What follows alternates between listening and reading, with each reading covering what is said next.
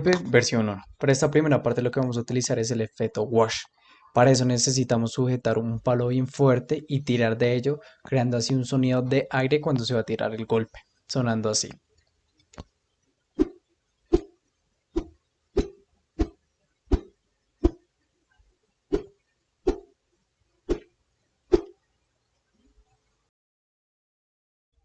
Como segundo efecto, lo que vamos a utilizar es el clot.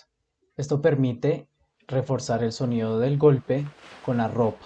Entonces se tira de un pantalón o de cualquier prenda así.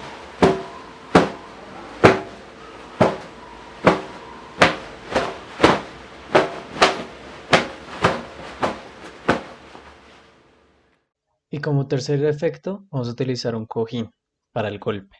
Entonces, para eso tenemos que sujetarlo bien duro y golpear.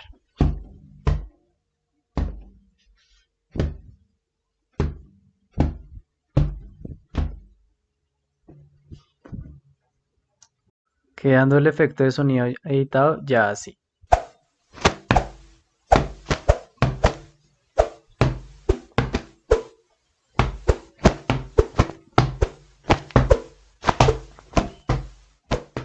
Golpe versión 2. Para esta parte lo que vamos a necesitar es un martillo, unas herramientas que permitan hacer sonar como una espada y el golpe de una espada.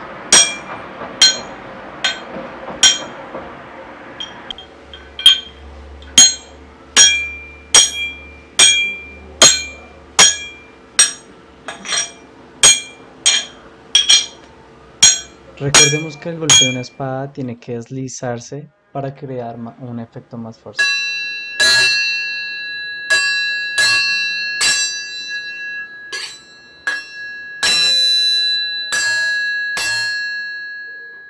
Y así quedaría el resultado de las espadas ya editadas.